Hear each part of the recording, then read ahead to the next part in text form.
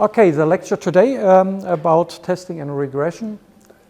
That's actually in a sequence of lectures I have given here. The next lecture after we were discussing about how to look at data, descriptives, distribution of data, how we can actually deal with reliability and other issues. The next thing is really to test hypotheses. And that's important when you have a deductive research approach, when you really have a theory, you can formulate a hypothesis, and you want to test the hypothesis. And again, you're actually not testing the hypothesis, you're testing the null hypothesis, the contrary. In most cases, you will formulate a hypothesis, a null hypothesis. There is no relationship, these groups do not differ in certain things. I don't find anything. But if it is so unlikely that you don't find anything, then you might reject your null hypothesis and you accept your alternative hypothesis, which is actually the hypothesis you have in mind. That's how research is working. You never ever test the hypothesis you have in mind. And for that, there are different tests. And these tests depend, of course, on the level of variables you have. Whether you have nominal variables, the color of your eyes or your hobbies, there is no ranking in that. It's just a row of different issues, and that's nominal. Ordinal variable would be a ranking without clearly defining the differences. So the difference between position 1 and 2 might be smaller than the difference between position 2 and 3. For instance, when I ask about the educational level, you might say primary school, secondary school, bachelor degree, master's degree, PhD. Of course, it's a ranking somehow in an educational level, but you never ever can tell me what's the differences between those levels.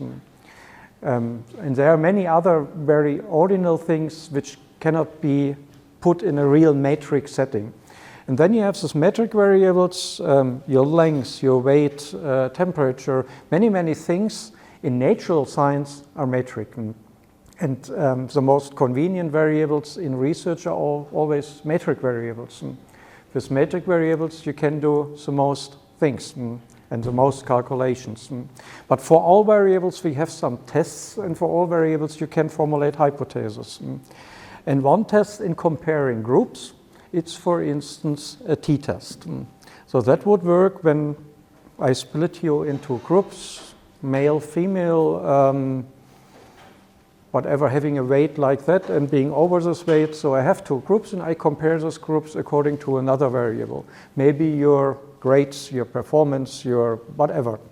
Then I would formulate a hypothesis about it and I would test whether, I actually would test that I do not find an effect, a difference between those groups. And if that's so unlikely that there is no difference between the groups, I would accept my hypothesis that there is a difference in groups. For that, I would use a t-test. Another test is a chi-square test. A chi-square test can always be used. A chi-square test, when I, for instance, define the color of your eyes, which might be brown, blue, green, and whether you have a grade 1, 2, 3, 4, 5. So I have different cells. I have 3 times 5 cells, 15 cells. And according to what I find out from you, I can fill the cells with numbers. And I also can calculate the statistically expected number I would find in every cell. And a chi-square test is just testing whether the real numbers I have are the same as the expected numbers I could calculate. And if that's not the case, I have a certain structure in the data. So it would mean maybe that people with green eyes have better grades. So I find in these cells many more people than in other cells and many more than expected. That's what actually done with the chi-square test, which just tests the relationship. There's nothing positive or negative, it's just a relationship. The data don't appear as expected when I look at it. A correlation looks at a relationship, whether A leads to B, but it is not a causal test. It's just, leads is actually wrong. A has a relationship, is related to B. So there is no causality between those two variables, it's just they are there. What's often used, for instance, having a lot of children, that actually it is not true anymore, but it was true 30, 40 years ago. So you had many more children on the countryside than in a town. And you found a correlation between the birds bringing the children, the storks. The storks are on the countryside, so you could actually formulate a hypothesis. When we have more storks, we get more children. And you could prove this hypothesis because we had more children at places when there were more storks. But of course, quite obviously, there is no causality because the storks do not lead to more children. It's just what's behind that you had more children on the countryside and you have more storks on the countryside. There are many, many of that correlations that do not have any causality behind it. But you can express them. You can actually take two variables and see whether they relate to each other. And it can be positive or negative. So a correlation reaches from -1 to +1. -1 would be a complete correlation, negative, and +1 would be a complete correlation, positive. And you also calculate the likelihood. The method is always the same. Your null hypothesis would be there is no correlation. And then you test it and you calculate the likelihood that there would be a correlation, positive or negative. And that you express in a p-value which is nothing more than a probability. And if that probability is lower than at least 10%, that you define it yourself, or 5%, then you say, when there is only a likelihood to find no correlation of 5%, then I reject this null hypothesis and I accept my alternative hypothesis because it's much more likely. And that's what you actually do with statistics. A regression, it's the most simple and most used technique to predict, to really show causality. There you have an independent and dependent variable, and you say this independent variable leads to the dependent variable or is affecting this dependent variable. And you formulate a hypothesis that A leads to B. And you test that, and that's actually used for prediction. It's also used for instance, testing every medicine. When I test a medicine in a certain group, I want to predict the effect of this medicine. So you have a causal relationship, A leads to B. And that's actually where science is looking for explanation. And that's the lowest level. There are many, many more advanced techniques to test that. But if you have understood regressions, everything else is quite obvious. Because the general idea behind doing statistics is always the same there. So let's take some easy variables. Here we have team tenure, which means how long people stay in the team where they are working. So do you stay your entire life in a company where you are working in the same team, or you stay a couple of years and you go somewhere else, which is an important variable to judge many things, how people are satisfied in an organization. Do they leave every half year to a new organization? How teams are functioning? It's also an indication of creativity. I mean, a theory would predict as longer people are together, as less creative teams get. So we actually need some changes all over the time. So there are many, many theories behind that. I also took here, let's say, the years, and we split it in two groups, staying up to 1 year or staying longer than 1 year in a team. We have the variable gender here as well, with 3 expressions. Then, as last time, we could look at the distribution. So we were asking the people how creative they judge themselves. And we have an almost normal distribution, which is fine, which can be used for regression, because all these methods, of course, have certain assumptions. A normal, simple regression, you only can use if the data you have, the variables, are normally distributed. If not, you have a problem. Of course, you can solve the problem. There are many, many, many mathematical functions for regressions. So for every case you find a certain regression, you can use a polynomial negative distribution and whatever can be used, a binary regression. So there are many, many regressions. We deal with the most simple one, and the most simple one is actually assuming normal distribution. And we find a normal distribution here, which is fine, because that's most likely the dependent variable, and that's the most important variable. So the dependent variable really should be normally distributed. Otherwise, a normal simple regression will get biased estimates. Also a variable we were talking about, degree centrality. That's not normally distributed. Where does it come from, this degree centrality? That's actually coming from social networks. So I was just looking I was not looking, but in case I would have been looking, who is communicating with who here? And I create a matrix. I can create easily a network. And from this network, I can calculate certain positions in the network. We will have a lecture on social networks as next lecture. And that's some introduction to that. You can also display it like that. And then there are certain positions. And at the first glance, you would, of course, say that Diane is the most central actor here, because Diane is in the middle of the group, has the most contacts, which is only partly true, as we will see also in the next lecture. Diane would be very high on degree centrality. That's the distribution I just have shown. The distribution of the degree centralities of people that was not normally distributed. But you have other centralities here as well, for instance, between a centrality which calculates all the shortest paths between all people in a network. And if you calculate that, actually Heather is most central. So Heather most probably is provided with the most information in the quickest time, and not Diane. That's for centrality. We will come to that later again.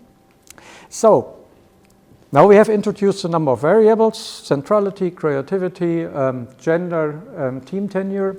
So let's come to a couple of hypotheses. As I said, we have a nil hypothesis, always saying actually, no, we don't find anything. That's actually easy to keep in mind. We don't find anything, that's our nil hypothesis. And our alternative hypothesis is what we have in mind.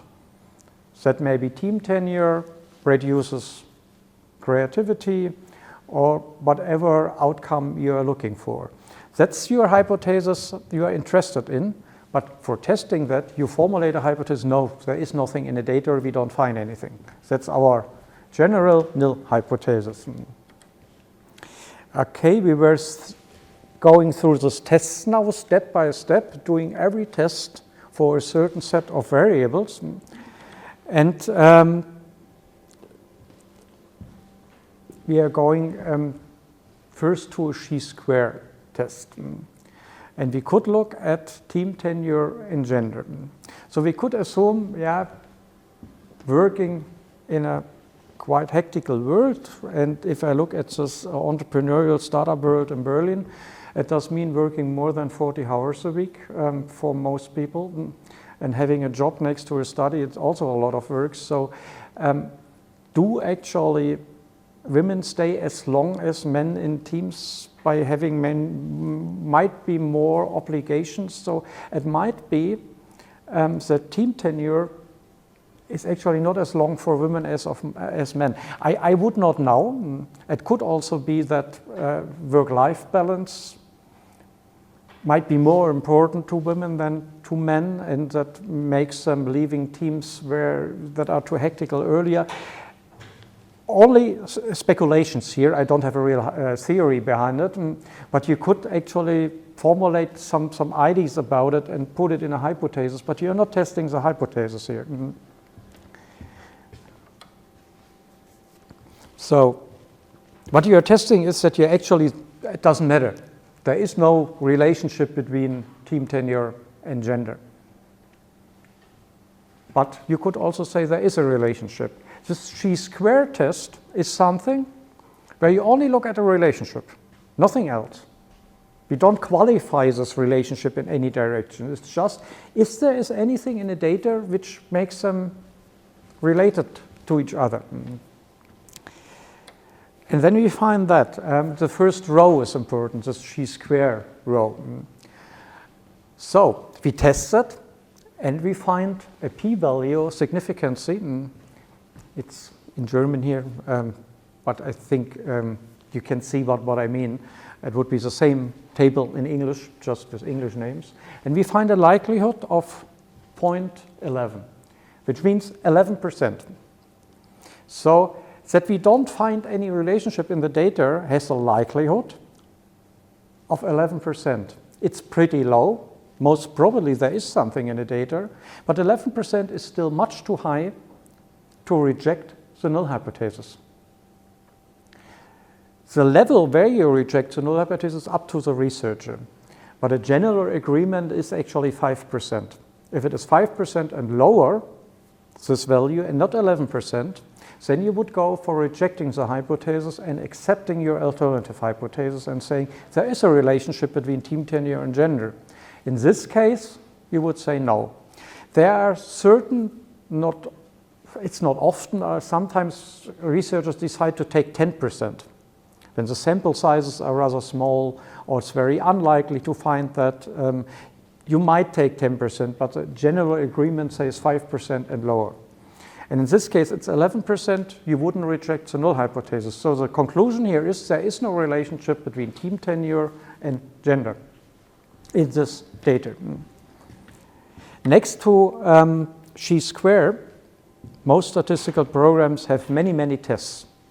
Nominal by nominal, ordinal by ordinal. So there are many, many very specialized tests. So when you really use that in your master thesis or in other research you do, have a look at the single tests. Maybe one fits better than the other one. Generally speaking, the differences between the results are rather small. So it's 10 or 11%. It's given here, doesn't matter what test I do. There are other tests, lambda symmetric or non-symmetric. I wouldn't use that, but next to chi-square you can use always. It's nothing wrong with that. But if you want to use a more specialized test for nominal, ordinal, then you might use other tests that are described in the literature. I'm not going into that test by test, but you should know that there are more than one test. There are hundreds of different tests you might use for different purposes. What you always can use is chi-square. It's never wrong. Okay, let's go through a t-test comparing groups. And let's split team tenure in two groups. People who stay up to a year in one team and people who stay longer in the team. And the individual creativity. Does it make you more creative in going from team to team and changing your employer, or you start yourself your enterprise, or does it make you better or more creative when you stay in the team? There are certain theories about it, like groupthink. There is a theory coming from sociology saying when you stay long in a team, you do not reward each other anymore by your individual creative performance. You reward each other without performance to feel well in teams. And it makes you in the long term having a nice team, but not a very creative team. On the other hand side, you could say, yeah, coming closer creates trust, you share more information, it makes you more creative. So there are some contradictory lines in social science that would predict increasing creativity or a decreasing creativity. In this way, by the way, you could also formulate a hypothesis which is a bit nonlinear in saying, yeah, a very short tenure does not increase creativity and a very long tenure does not increase creativity. It's an inversely U-shaped relationship. So people have to stay together for quite a while, but not too long. That achieves the highest level. But we are not getting so complicated here. that would be a quadratic relationship. It's also possible to test that with regressions, but we are not going there. So that's the hypothesis. And of course, again, we don't find anything as null hypothesis, and as alternative hypothesis, there is a negative relationship. Or actually, staying longer leads to lower individual creativities. This test is a bit more complicated because we have to consider two things, or at least one thing. Now we have two groups, people who stay up to 1 year in a team, people who stay longer in a team. In comparing these two groups, the variance in these groups of creativity should not differ too much. Because if, for instance, the creativity of people who stay longer than 1 year in a group is for all people the same, and we don't have any variance in it, and if they stay only up to 1 year in a group, it's a very huge difference from very low to very high. Comparing groups gets really difficult, and we need different tests for that. So what we do first when doing a t-test is testing whether the variances are equal or very different in these groups. And for that, we have a so-labeled Levene's test. That's when you do that. Actually, most statistical packages show that first. That's the same logic, which says in a null hypothesis, the variances are equal. In an alternative hypothesis, the variances are not equal. So what we find is a likelihood of 7%, which means, yeah, depending on a value, but let's stick to 5%, the variances are equal because we are not rejecting the null hypothesis, which states that the variances are equal. And then we continue here with looking at the t-test. You see that the results are not so different. So there are many, many details in statistics. My experience over 20 years tells me, yeah, you can get very specialized tests and you have to test for a lot of assumptions. Commonly, the differences are minor. And here it's the same. If we test that, we find a significance, a p-value of 41%, which means we are not going to reject the null hypothesis. Team tenure and creativity, as we measured it and as we tested it, there is no thing to say about because that doesn't differ in any way. So we are not rejecting the null hypothesis, and we cannot accept the alternative hypothesis here.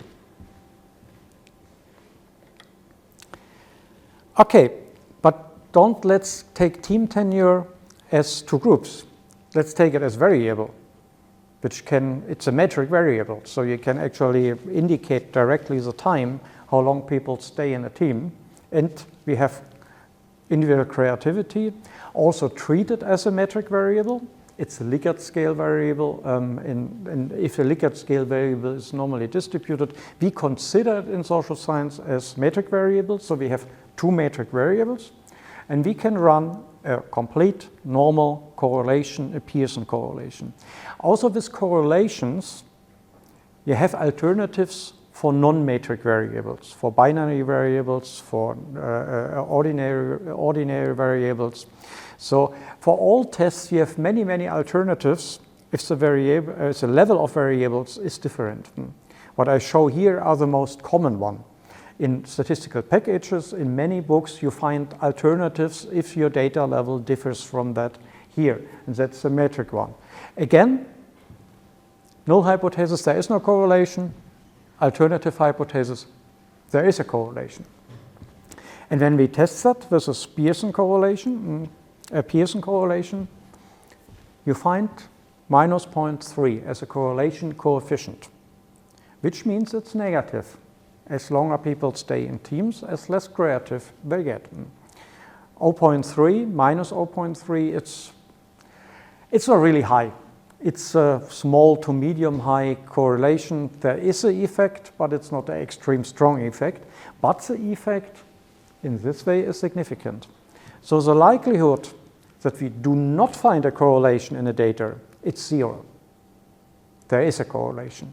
Therefore, we reject the null hypothesis and accept our alternative hypothesis that there is a correlation.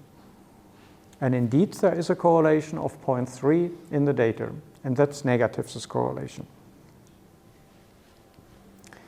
So, still, we are not going into causality here. We have used the chi-square test, a t-test, and this correlation to look at differences in groups and on relation between two variables.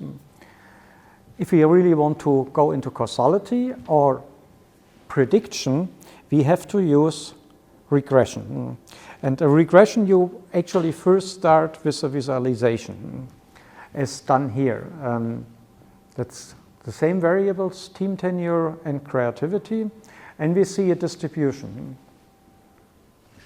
So what would you expect here? So you first need to get a picture what you are actually doing with that. And most shapes can actually be derived from that. Is it negative or positive, or is it maybe inversely U-shaped? What is important at that is also, are there outliers? Are there some data points which are far away at some corners? There are also tests for that, but it's important because outliers can actually destroy the entire calculation you do. And outliers can have several reasons. That can be real reasons that you have people that have extreme positions in that, but it can also be mistakes you did in coding data, in putting data in a computer, in calculating the data. So looking for outliers is something very important before doing regressions. So simple regression. And now we predict. There is nothing between creativity and team tenure. Team tenure is actually affecting creativity negatively. That's our hypothesis. Because when you stay in a team, you stop really criticizing others. You're not challenged by being creative. You just feel well, and it ends up to be a really creative environment for yourself. So the creativity will be lower.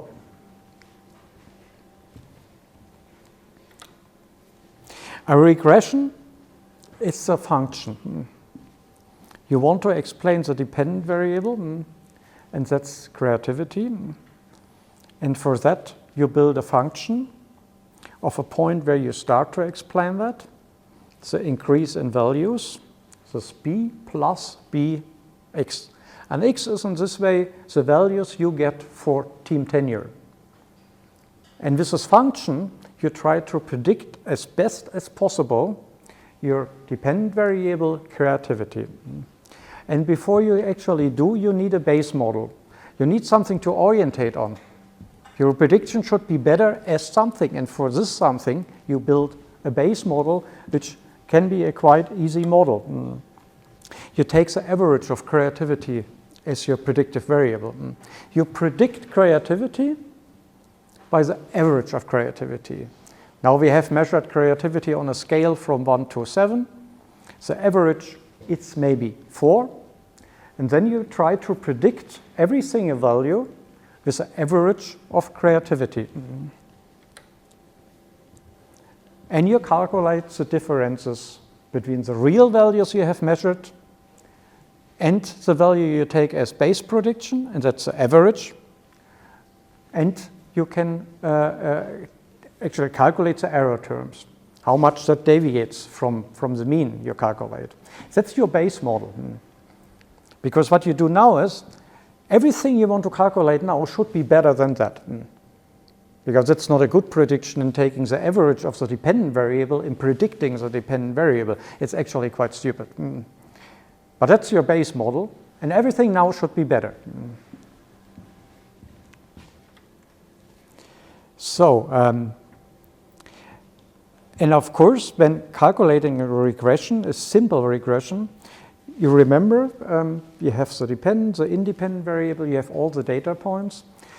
The thing is to draw a line through all points where this line has the shortest distances to all points. And that's what the regression does. And a line can be a straight line, a line can be a minus line, a negative line, a line can be a positive line.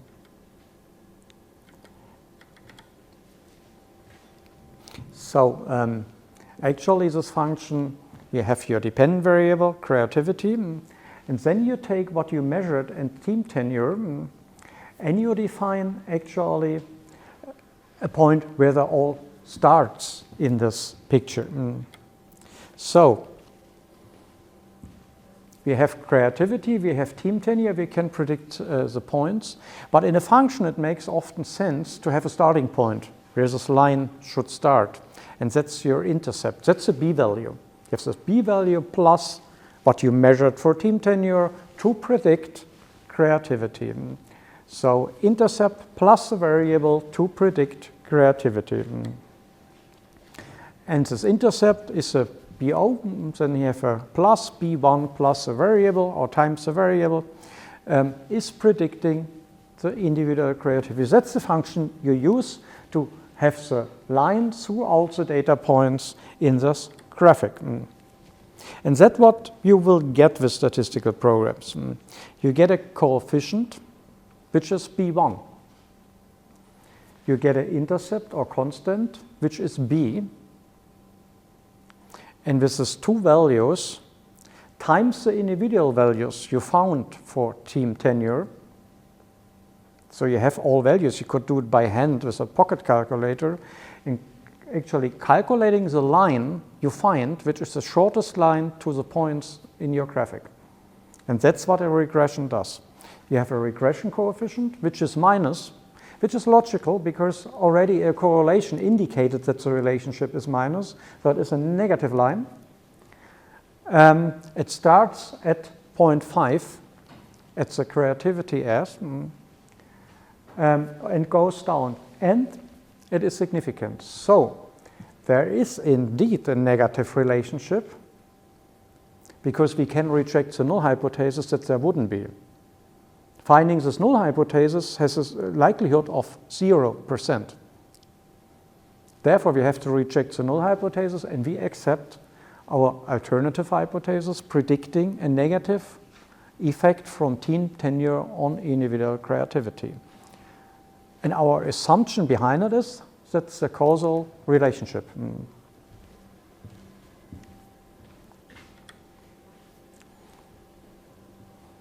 So in this way, it's actually a positive relationship displayed here. What you do is regression gets better if the error terms get smaller. If all data points would be on the line, then you have a perfect regression. But it will never be the case. The data points scatter in this graphic, and you always try to build a line with the shortest distances to all points. And this total sum of squares, these error terms, are added to one some error estimator, which has two implications. One implication is when you see the sum of squares, the differences, how much better your model predicts what we found in the data than the base model. Do you remember this average of creativity? That's our base model. And the model we build now predicts that 19.5 times better than our base model. And it's also the difference is significant. That means, yeah, it's really better. Null hypothesis would be it is not better. Alternative hypothesis it is better. It is really better, 19, 20 times better than the baseline prediction. So we actually added something to it and we have a useful regression model here. Another number you get, it's taking these error terms and predicting the variance, the explained variance. How much variance of the data points can you explain with your regression model? If all data points would be on a line, you could explain 100%. But of course, it's never the case. These data points scatter in your graphic. And what it's calculated here by taking the sum of all these arrows and squares, how much variance is actually explained, and that's R squared. And that's not pretty high. So what you see here, where the regression R is 0.3, what we have shown, minus 0.3. It's a square term, is the explained variance, and that's 0.09. That means we explain 9% of the variance. So team tenure explains 9% of individual creativity in a causal relationship. Which for social science is, by the way, it's quite okay. We never ever explain more than 20 or 30%. For higher explanation, you have to go to chemistry or physics. They explain 80, 90%. So social sciences are not that good in explaining because it's much too complex. And you can imagine that creativity is influenced by many, many, many factors. So even explaining 9% is already quite a lot.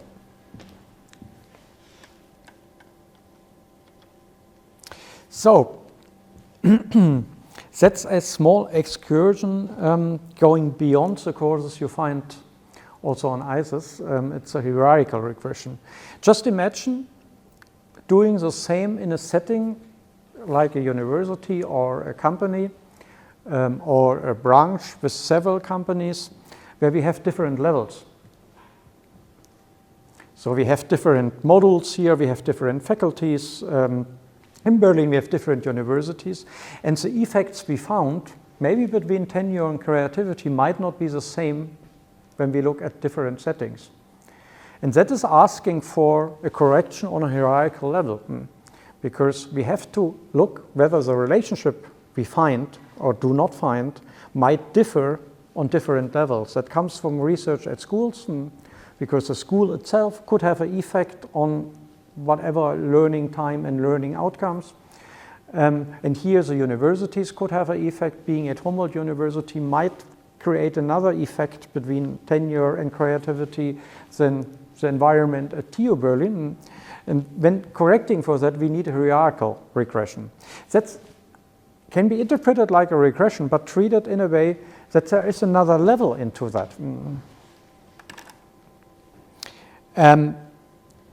You have the lowest level, let's say tenure and creativity, okay, but you have a higher level, which would mean taking Berlin, Humboldt University, Free University, Technical University.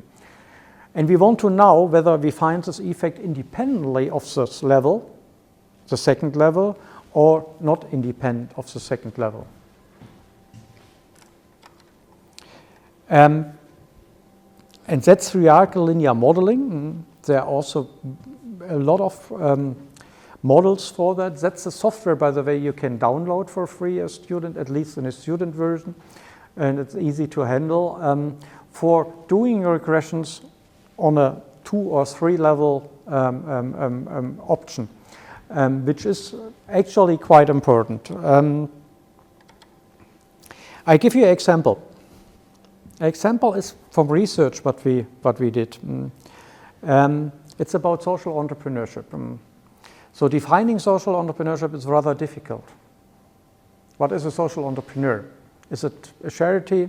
Is it something in between? Or is it a profit-seeking enterprise as Google? So in this way, to define that, there are at least 3 groups. You have social enterprises that have a social vision, but that are actually commercial enterprises. You have hybrids, some associations which have some revenue streams, but also have some donations, and you have real charities that only run on donations. So you have 3 groups.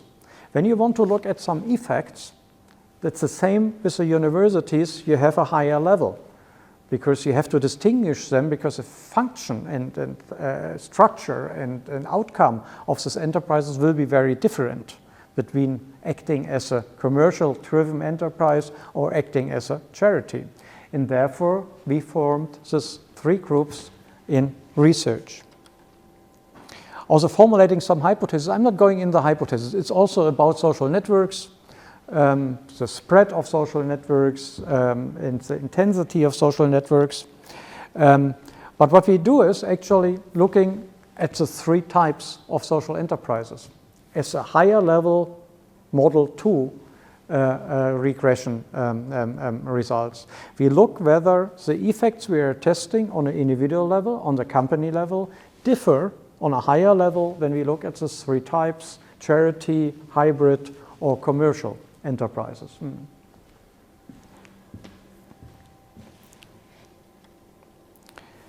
And that's actually quite a similar function as the regression. The only difference when doing it in a hierarchical way is that you have another error term behind whatever you do.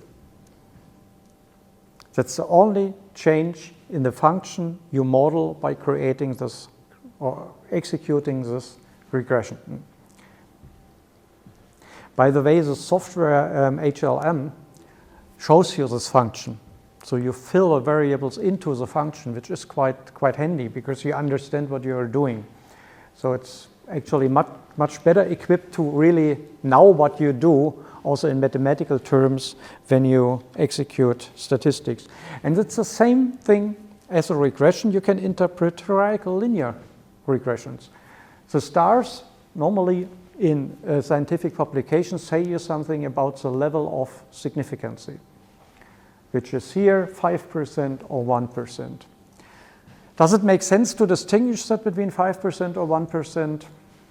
It's common, but it does not say anything, because the level of significance is given by you. Where's the threshold? You decided as a researcher. Normally 5%, you can take 10%. If it is lower or not, I mean, significance is significance. So this 1% does not add much information here. Still, with 0.04% or 4%, you would reject the null hypothesis. So the result and the interpretation of data does not change with the level of significance. Only the threshold of significance is important. And then you see that all these network variables, for all these performance variables, direct beneficiaries means how many people are addressed by a social enterprise, extent of transformation, how much is changed in the social enterprise. All the network variables actually can predict the outcomes of social enterprises here, and that's the group level variance. That means, do the effects differ in the three groups: charity, hybrid, commercial? And concerning this variable, no, but concerning these two variables, yes, they differ.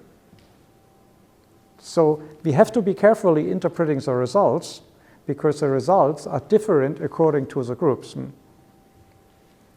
And you can imagine when you just test a new medicine, maybe a new COVID-19 medicine, to distinguish certain groups. And you say, okay, it works for children, but it does not work for older people. It might work for women, but it might not work for men. It might work for people with a certain blood group, but not with people with another blood group, whatever. So it makes a lot of sense, really, to look into the different groups when doing statistics. There are two other dependent variables, potential expansion, adaptability. You see also here the group level varies, and the results are depending on what groups enterprises belong to. Okay, that was a lecture about regression in testing. I hope you got the main points. Keep in mind the null hypothesis, because that's what you're testing. And keep in mind that there are different tests comparing groups, looking at relationships, correlating, and regression.